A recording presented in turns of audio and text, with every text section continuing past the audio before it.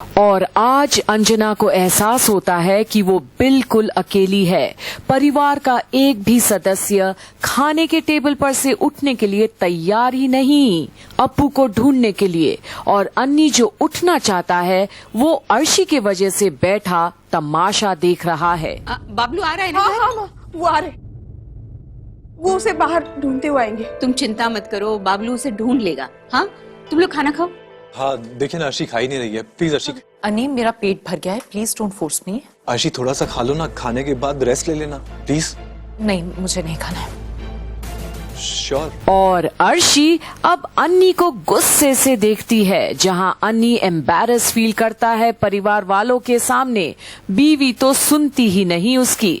और अब मौका मिलते ही अन्नी उठता है टेबल पर से। बड़ो माँ, मैं अप्पू दी को ढूंढ के आता हूँ। अन्नी, तुम्हारा खाना। अप्पू दी को ढूंढना ज्यादा जरूरी है अभी। देख रही हैं आप, आपकी बेटी की वजह से इस घर में कितनी परेशानियां होती हैं। अरे आज छुट्टी का दिन है, पूरा परिवार साथ बैठ के खाना नहीं खा सकता? हाँ, अभी अर्शी रिकवर कर रही, ना अनिरुद्ध ने खुद खाना खाया ना उसको खिला पाया।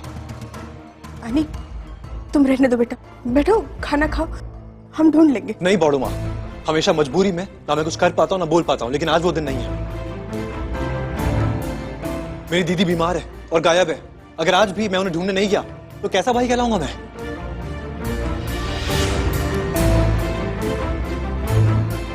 आप चिंता मत कीजिए, वो मिल जाएंगे। मैं जा रहा हूँ। अंजना। हाँ, क्या हुआ? अप्पू मिली? नहीं, मैं बस ढूंढने ही जा रहा हूँ। मैंने हर जगह चेक किया, नहीं वो कहीं नहीं है। और ये सुनकर बाबलू के मुंह से अब अन्नी और भी परेशान हो जाता है। पर बाकी लोगों को ये सब फिजूल की बातें लगती हैं। देखा, ये सारे आपकी बेटी के कारनामे हैं। कल भी उसने शीशी जी के सामने बड़ी बदतमीजी करी, नरक बना दी है हमारी जिंदगी। तुम सब भी कम नहीं हो शुभ। और आज बड़े भाई की जुबान खुली है सबके सामने और सभी हैरान है। ऐसे कैसे बोल सकते हैं वो? फिर मेरी बेटी पर ही इल्जाम क्यों? उस बीमार बच्ची को कोई ढूंढने तक नहीं जा सकता। क्या कुछ नहीं करते तुम लोग के लिए? मेरी बीवी दिन रात तुम सबके लिए सेवा करती रहती है। वही राग शुरू। और शायद यही वजह कि वो अपनी खुद की बेटी का ख्याल नहीं रख पाती। और अब बाबलू असली मुद्दे पर आता है जो किसी को भी सुनना पसंद नहीं। आप बताइए, क्या फायदा है इतने लोगों का साथ में रहने का?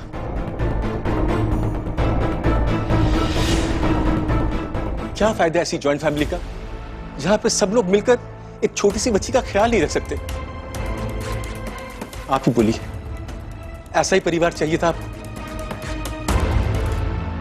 बोलिए ना मां, अब चुप क्यों है? पर माँ के पास आज शब्द कम है या बोलना नहीं चाहती शुभो के खिलाफ। वहीं और अगर मेरी बेटी की यहां किसी को कोई फिक्र नहीं है तो फिर मेरी बीवी सबकी फिक्र क्यों करे? और असली बॉम्ब अब फूटता है परिवार के बीच। और अब तनुजा। ठीक है दादा, नहीं करनी है तो ना करे, लेकिन यहाँ परिवार में रहकर आपका भी तो फायदा हुआ है ना? हाँ, अब अगर मैं कुछ बोलना शुरू करूंगी ना तो आप कहेंगे कि मैं बड़ी बड़ी बातें कर रही हूँ। लेकिन दादा, सच तो ये है कि इस परिवार में रहकर ही आपकी बीवी और आपके बच्चे सबको एक अच्छी लाइफ मिली है। और अगर उसके बदले में आपकी बीवी ने थोड़ा काम कर भी दिया ना दादा, तो कौन सा बड़ा एहसान कर दिया। आपका भी तो फायदा ही हुआ है ना यहाँ पर रहकर। और तनुजा सीधा निशाना बिपाशा लाल को भी लगाते हुए माँ के सामने ऐसी बातें बोल देती है। और सारी जिम्मेदारियाँ क्या सिर्फ हम ही लोग उठाएंगे? आप दोनों की कोई जिम्मेदारी नहीं बनती घर की तरफ? माँ प्लीज, ये कोई वक्त है ये सब बात करने का? अनी प्लीज। देखो, इन सब बातों में वक्त बर्बाद नहीं करते। हमें आपको को ढूंढना है। जेठू चलिए, हम चलते ढूंढने, हम वापस लेकर आएंगे। आसपास ही गई होगी, आई एम श्योर। अनी, मैं हर जगह पूछते ही तो आ रहा। सारी दुकानें बंद है, छुट्टी का दिन है, सब लोग अपने अपने घरों में, किसी ने उसको नहीं देखा। और कहीं ना कहीं आज अन्नी के सिवाय अंजना और बाबलू की तकलीफ किसी को भी नहीं दिखती या देखना नहीं चाहते। जेठू प्लीज इतनी जल्दी उम्मीद मत हारिए, अपू दी मिल जाएंगी। प्लीज चलिए मेरे साथ, आइए आइए जेठू। और अर्शी एक बार फिर फेड अप हो जाती है अन्नी की बिहेवियर और लोगों की परवाह करते देख। कहीं भी चले जाता है, किसी के भी साथ वो। तो क्या अब अर्शी को बसु परिवार के बीच रहना पसंद भी होगा या नहीं अन्नी के साथ? देखते रहिए आगे क्या होता है। क्या अप्पू दीदी मिलेगी अन्नी और बाबलू को, जो ढूंढने निकलेंगे अप्पू दीदी को? आखिरकार अप्पू दीदी है कहाँ?